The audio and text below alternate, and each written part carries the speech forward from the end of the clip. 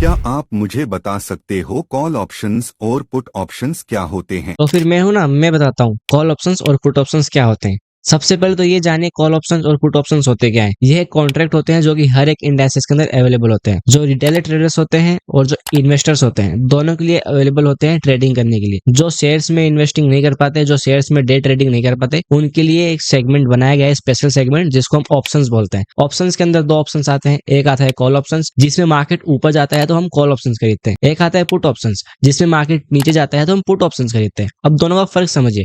Call options क्या होता है, अभी हम समझे कि मार्केट चल रहा है 48,000 के आसपास। अब आपको लगता है कि मार्केट अब अपसाइड जाने वाला है, तो फिर आप 48,000 के आसपास का एक कॉल ऑप्शंस बाय कर लोगे, क्योंकि मार्केट जैसे ही ऊपर जाएगा वैसे ही वो कॉल ऑप्शंस बढ़ेगा, तो फिर आपको प्रॉफिट देखने को मिलेगा। सेम एज इट इज हम बात करें पुट ऑप्शंस की। जब पुट ऑप्शन जब चलता रहता है, आपको लगता है मार्केट डाउन जाने वाला है, तो फिर जो स्ट्राइक प्राइस चलती रहती है, जैसे कि माने 48,000 के आसपास बैंक निफ्टी चल रहा है, तो फिर आप 48,000 का भी पुट ऑप्शन बाय कर लोगे कि मार्केट नीचे जाने वाला है, तो फिर आपको प्रॉफिट होगा।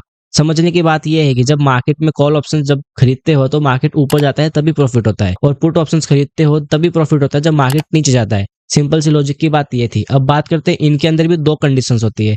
कॉल ऑप्शंस और पुट ऑप्शंस के अंदर भी दो दो कंडीशंस होती है, कॉल बाइंग और होता है ऑप्शन सेलिंग। ऑप्शन सेलिंग क्या होता है, ऑप्शन बाइंग क्या होता है, उसका हम स्पेसिफिक वीडियो बनाएंगे। आईटीएम क्या होता है, ओटीएम क्या होता है, एट द मनी क्या होता है, उसका भी हम स्पेसिफिक वीडियो बनाएंगे। सबसे पहले बात करते हैं जो ऑप्शन सेलिंग है, ऑप्शन बाइंग है। कॉल सेलिंग में सबसे ज्यादा मार्जिन लगती है, तो सबसे ज्यादा जो रिटेलर ट्रेडर्स हैं वो कॉल बाइंग करते हैं। कॉल सेलिंग के लिए आपको एटलीस्ट 1 लाख रुपीज की कैपिटल रिक्वायरमेंट होती है, लेकिन कॉल बाइंग में हमें कुछ भी रिक्वायरमेंट नहीं होती। हमें एटलीस्ट 10,000 की रिक्वायरमेंट होती है, जिसमें हम हमारा ट्रेडिंग का करियर स्टार्ट कर सकते हैं एटलीस्ट 10,000 के रुपए में। तो फिर बात करते हैं कॉल ऑप्शंस में बाइंग कैसे होती है। जब हम बाय करते हैं कॉल ऑप्शन में, तो हमें सिर्फ और सिर्फ 15 क्वांटिटी का हमें पैसा भरना होता है। वही हम अगर कॉल सेलिंग करते हैं तो फिर हमें एटलीस्ट 1 लाख का कैपिटल लगता है, जो कि 1 लाख के कैपिटल के करीब हमें लगता है, क्योंकि हम उसको खरीदने से पहले ही बेच रहे हैं। हम उसको क्यों बेच रहे हैं, क्योंकि हमें लग रहा है कि मार्केट अब डाउन जाने वाला है। तो डाउन जाएगा तो फिर मार्केट में जो है कॉल्स की कीमत कम हो जाएगी, तो हम उसको महंगे में बेच देंगे और सस्ते में खरीद लेंगे। जो बीच का डिफरेंस होगा वो हमारा प्रॉफिट हो जाएगा। ये होता है कॉल सेलिंग। अब बात करते हैं पुट सेलिंग की। पुट सेलिंग में हम क्या करते हैं,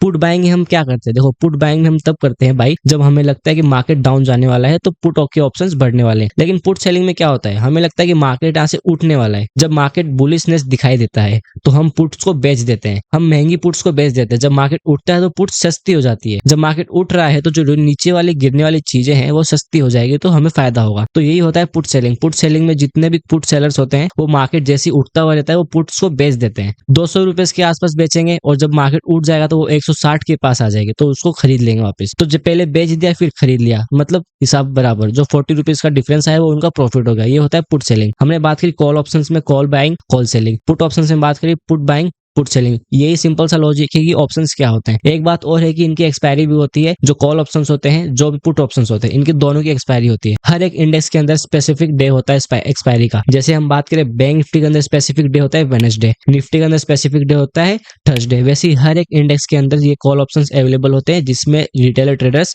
या फिर इन्वेस्टर्स अपनी कॉल बाइंग या फिर कॉल सेलिंग या फिर पुट सेलिंग या फिर पुट बाइंग कर सकते हैं और अपना प्रॉफिट जनरेट कर सकते हैं। जिसका जितना एनालिसिस है उसके अकॉर्डिंग वो हमारा प्रॉफिट जनरेट कर सकते हैं। तो ये था सिंपल सा लॉजिक कॉल ऑप्शंस और पुट ऑप्शंस की। तो हम बात कर रहे थे जब ये ऑप्शंस एक्सपायर होते हैं, इसको हम कॉन्ट्रैक्ट्स बोलते हैं, जो कि एक्सपायरी डेट रहती है इनकी। जैसे कि हम देखें निफ्टी बैंक की, इसकी जो एक्सपायरी डेट है वो 30 अप्रैल है, और हम एक और देखें तो 8 मई। मतलब अगर आपको लग रहा है कि 8 मई तक बैंक निफ्टी जो है अपसाइड जाने वाला है, 50,000 के ऊपर क्रॉस करने वाला है, तो फिर आप ऐसे भी कर सकते हो। फ्यूचर्स में भी आप बाइंग कर सकते हो कि आप पहले ही बाय करके रख लोगे कि बैंक निफ्टी तो 50,000 टच करने वाला है, तो फिर आप 49,000 का जो कॉल ऑप्शन है फ्यूचर्स का वो पहले ही बाय कर लोगे। इसके ऊपर भी हम स्पेसिफिक वीडियो बनाएंगे कि फ्यूचर्स बाइंग क्या होती है, फ्यूचर सेलिंग क्या होती है, कॉल ऑप्शन में हम फ्यूचर्स में कैसे ट्रेडिंग कर सकते हैं। जो आज हमारा स्पेसिफिक वीडियो था वो था ओनली कॉल बाइंग्स के ऊपर, कॉल सेलिंग्स के ऊपर। और जो पुट ऑप्शन क्या होते हैं, पुट सेलर्स क्या होते हैं, और कॉल ऑप्शन क्या होते हैं, और कॉल सेलर्स क्या होते हैं, इसके ऊपर हमारा स्पेसिफिक वीडियो था। तो होप करते हैं आपको इसका जो बेसिक सा नॉलेज था वो क्लियर हो गया होगा। अगर नॉलेज क्लियर नहीं हुआ, कुछ डाउट्स है तो कमेंट कीजिए, और अगर क्लियर हो गया तो कमेंट में यस लिख दीजिए, जिससे हम हमारा नेक्स्ट वीडियो ला सके। धन्यवाद।